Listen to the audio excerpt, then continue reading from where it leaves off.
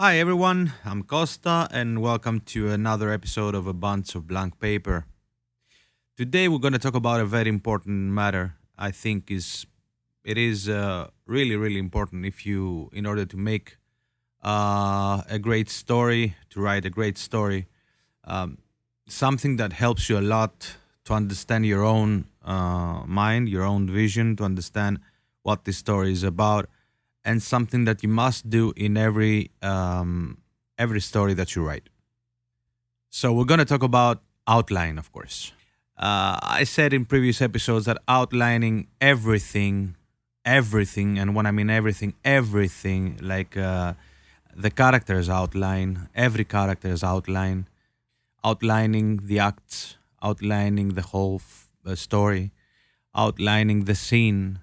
So these are the most important tasks in order to understand your own story and in order to write it more efficiently and as fast as you can, as I said before, without stopping to think, not for a blinking moment. Now, what we said before many times is okay, every writer has an inspiration to write from. So I said that it's really important to write what you want to write because you have a big why. I said that already. You have a big why. Why do I need to write this now? And the inspiration that comes to write something is either something that you really live in now, in this era, in this moment. That's why you want to write about this. There are people that write about characters, a very interesting character that they met some point in their lives or even now, and they got inspiration from.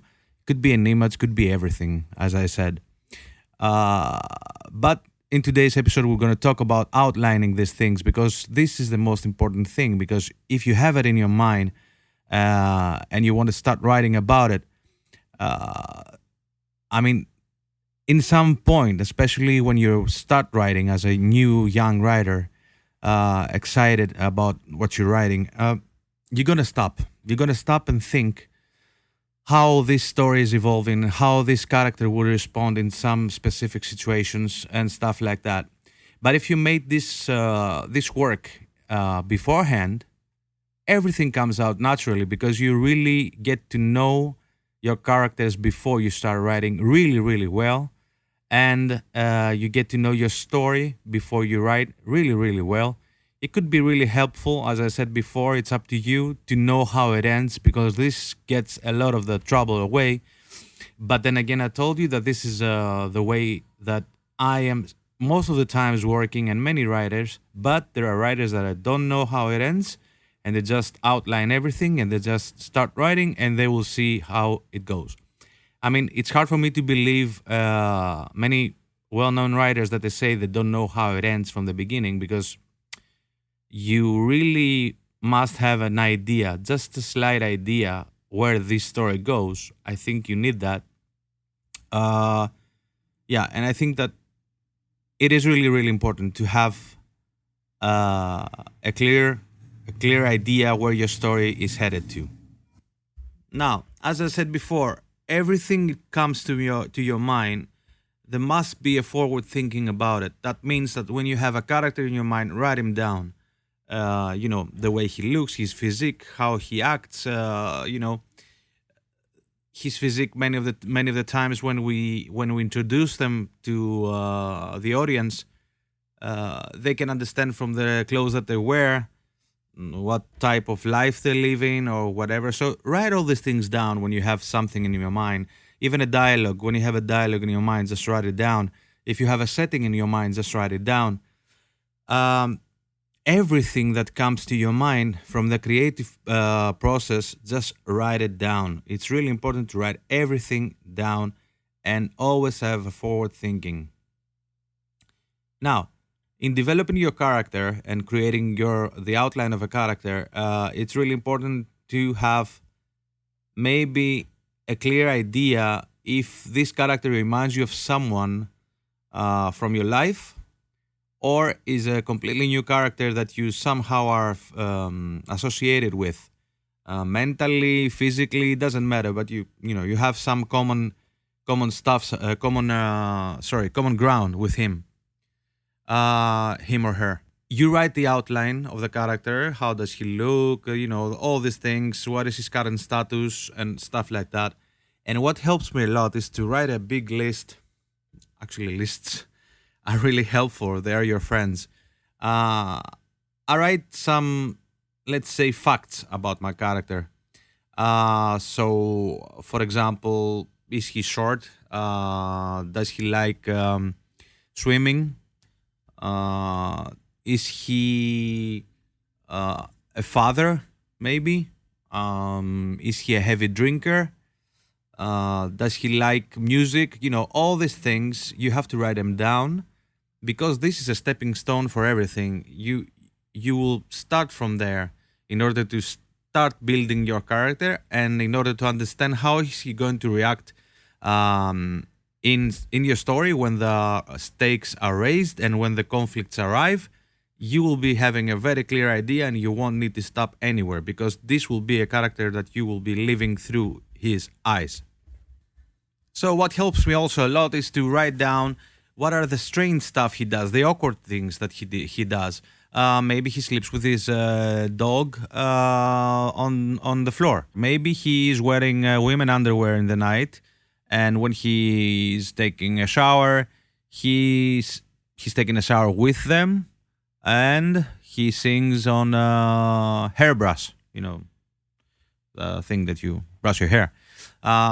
Anyway, many things. Maybe he, this will make him more interesting in terms when it comes to a surprise. When you're starting to make a surprise of the character, a twist maybe in your story, it makes it more interesting. You have some things already written down, and you can follow the strange things, awkward things about him.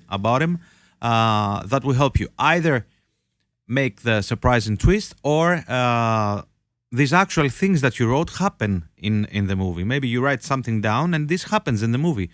Imagine the guy that wrote American Psycho. How was he feeling and how big of a list he had in order to write this screenplay beforehand. So you understand. You understand what I'm saying. Detective work that I'm doing with my when I'm working as a director. Detective work, of course, in the characters is the background. There must be a backstory. Because this also decides the outcome of the story, okay? Because this answers a lot about your character. This gives a lot of hints about your character. If he was raised poor, if he was an only child, if he was abused in the past, many things like that will help you understand better why he makes some choices throughout the story and all the conflicts that come and everything that is hidden in him will come forward when the time comes. Now, after I do that, I totally analyze how he is now, how he's presented to the people right now. So, for example, his appearance, I said before, maybe his political views. He might be an anarchist. He might be a fascist. He might be all this stuff, sexuality, if he's gay, if he's straight, if he's, all these things, if he's trans, if he's whatever. Sexuality is really important also to write down. If he's married, if he has children, how old is he? Is he afraid of something? Most of the times I write the phobias that I have in these characters, but if he has any fear, you write it down, which will give you a nice level, a nice stepping stone to create the character. Then when I found out all these things that are really important for my character, I write something from my character's point of view. For example, I put him in a very beautiful place and I describe the place from his eyes. Then I put him in another beautiful place and he describes how ugly is this place. So you see, there is a contradiction there. Maybe in the same place, I put him in front of an object in his house, and a very favorite object that he has in there. And then I give voice to the object, and the object starts talking to him, telling him his point of view of the house and him as he sees, because the object is there all the time. And then I create a dialogue that he response. So, doing all this crazy stuff, getting completely crazy about your character really helps you understand him better. Okay, so outlining the character. Very, very important thing. It's out of the way. As I mentioned before, of course, you need to have a log line of the whole thing. You need to have an outline of the acts, outline of the scenes, outline of everything. And what do we see? What do we often see in log lines? Let's see here a log line. I'm reading the log line from Meet Joe Black. Okay, so we have Bill Parrish, businessman and devoted family man, is about to celebrate his 65th birthday. However, before he reaches that landmark, he is visited by death, who has taken human form as Joe Black, a young man who recently died. Joe and Bill make a deal. Bill will be given a few extra days of his life, and Joe will spend the same time getting to know what it's like to be human. It seems like a perfect arrangement until Joe falls in love with Bill's daughter. So what do we have here? It's a rather big log line. It's a rather big log line, but we have a clear understanding of the protagonist. We have the major conflict. We have a conflict really big that is there. We have the goal. We have the stakes, and we have some kind of irony. We have some kind of irony. So what do we need? We need, of course, to describe the protagonist. And as you saw here, we had the word devoted, which is an adjective. So we tend in the logline to use adjectives. This is really important. And most of the times you see them used very, very vigorously and huge and screaming out loud adjectives. You have to have a clear goal, specific. It must be tangible. It must be a really tangible want. Bill Parrish is about to celebrate his 65th birthday. However, before he reaches that landmark, he is visited by death, blah, blah, taking human form. And they make a deal because he wants to live a few extra lives. So we'll have a clear goal that Bill wants to live some extra days of his life. He wants to celebrate his 65th birthday. And we have this but that arises. And then this sets his goals. Okay? Which are to live more. Some extra days, weeks, it doesn't matter. That seems pretty tangible. It's tangible enough to keep your logline correct. We are raising the stakes in the specific one because Death falls in love with Bill's daughter. So we're raising the stakes. We have a conflict, which is this. The conflict is that he's living his 65th birthday, but Death meets him and tells him all this stuff. So we have the conflict also there. The stakes that we're raising in this specific logline can be connected with the irony. That means with the sarcasm of the story, which is that Death wants to see how a human being lives, but also falls in love with Bill's daughter. So that actually is an irony and is sarcastic, and it's really, really beautiful to give some fuel and go ahead. Now, I don't want to keep you more to this episode about these things. I'm sure you get the idea that everything must be outlined because there you decide what to do in a scene, for example. You're outlining the scene and you know that in this scene I must kill that guy. And this guy must do that. This girl should do this. And, you know how things are going. And then it's very easy for you to write a scene, to write an act, to write everything. Okay, so I'm going to give you an advice. Actually, many advices on this, but anyway, the most important advice, as I told you before, is write lists. The lists are really your friend, and if you want to prepare for an outline, you must give yourself 5 to 10 minutes to write some lists. For example, write the most possible ways, for example, that your character can grow inside the story, right? The most possible ways. Just keep writing ways that your character could grow. If it's good for you to put, for example, a limit on that, okay, I'm going to write 3, I'm going to write 5, I'm going to write 7, it doesn't matter. You put it. But the important thing is the time.